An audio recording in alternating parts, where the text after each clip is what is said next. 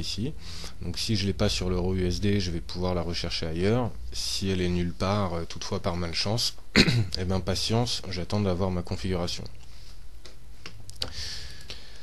Donc pour faire un petit résumé de ce qu'il y avait à faire sur cette semaine, je dirais milieu et fin de semaine, il y avait en tout et pour tout 2 trades à prendre.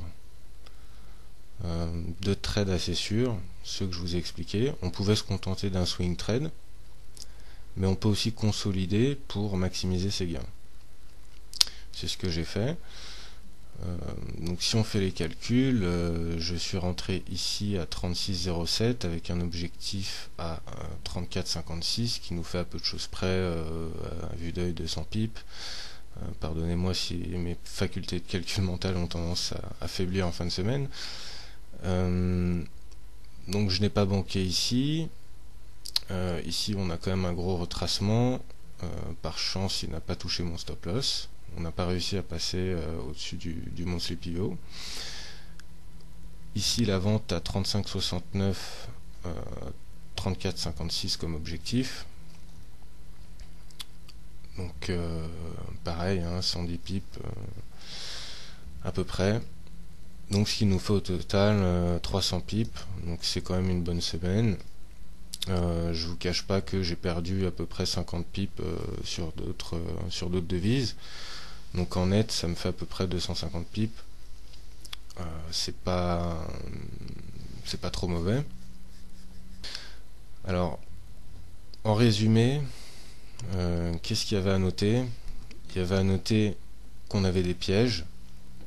Alors les pièges, c'est les irrégularités qui nous déstabilisent, qui repassent au-dessus de nos moving average, qui jouent un petit peu avec nos indicateurs. Comment on les évitait en restant dans la tendance, c'est-à-dire qu'ici effectivement on aurait pu acheter, j'aurais pu moi-même être tenté, mais encore une fois, un trader à contre-tendance, c'est plus risqué. Donc quand on arrive à ce moment-là, une petite hésitation, on ne sait jamais si on doit fermer sa position ou si on doit être optimiste et se dire que le cours va retracer avant de repartir. C'est pour ça que je préfère rester dans la tendance pour éviter ce genre de situation où on ne sait pas quoi faire. Alors, ensuite, quand on a ce type d'irrégularité, on attend que le cours repasse sous nos indicateurs pour avoir une confirmation de la tendance baissière. On rentre un petit peu tard certes, mais avec la sécurité de se dire qu'on a traversé le daily pivot.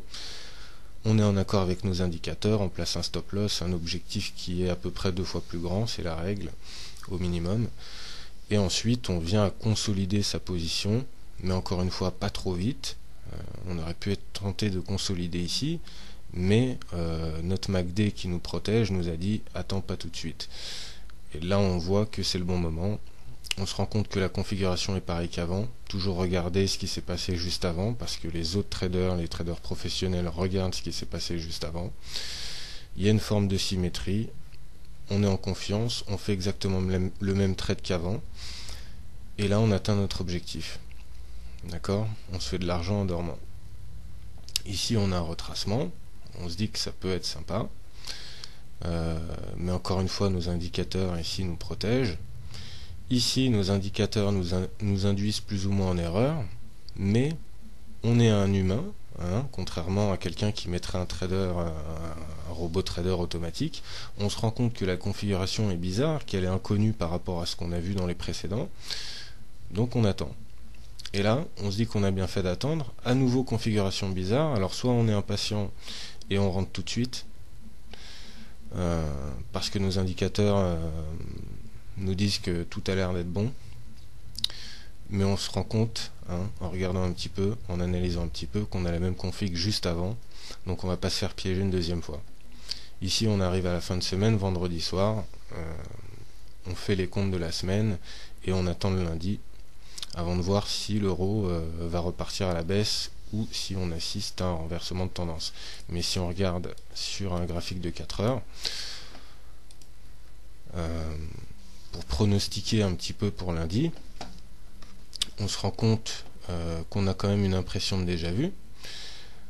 C'est ce qui s'est passé avant, entre ici et ici, hein, on arrive à une irrégularité, on pense qu'il va peut-être y avoir un reversement de tendance, mais on n'arrive pas à passer le nouveau plus haut, on repart à la baisse. Ici, bon, pareil, cassage de stop. Ici, on n'a pas vraiment fait de nouveau plus haut, donc c'est une situation de déjà vu. On peut très bien se dire que le cours va redescendre, mais pour ça, il faut avoir de la patience, il faut arriver à casser certains indicateurs à la baisse, il faut attendre d'avoir un gap qui se referme entre notre MACD et ensuite placer une vente comme on l'a fait. Maintenant, il faut avoir la patience, encore une fois, d'avoir toutes ces confirmations avant de rentrer, mais on a effectivement une configuration qui se répète. À prendre en compte qu'il va y avoir le week-end et que chaque semaine est une nouvelle semaine. Donc encore une fois, quand on a de l'hésitation, on attend et on regarde ce qui se passe, on improvise. Voilà, donc c'était un bilan de la semaine sur l'euro USD. Très bonnes opportunités, hein, même plus qu'à la semaine dans le mois. Donc si on regarde le graphique, hein, je vous laisse deviner les bénéfices qu'il y avait à faire en prenant en compte la stratégie. Là on est sous les moving average, on repasse sous le daily pivot, donc vous voyez qu'avec un swing trade le 18 janvier, là on est en février, donc je vous laisse deviner à peu près ce qu'il y avait à faire sur l'euro USD ces derniers temps sur du long terme. Voilà, donc suspense jusqu'à lundi, on va pouvoir se reposer et fermer la plateforme de trading. J'espère que vous avez tous passé comme moi une très bonne semaine sur les marchés, et je dirais même un très bon mois. Et je vous dis à lundi soir pour une nouvelle analyse hebdomadaire de l'euro USD proposée par moi-même Mike Larsen de l'école de trading Bonus Trader. Merci d'avoir suivi ce débriefing de semaine et je vous souhaite un très bon week-end à tous.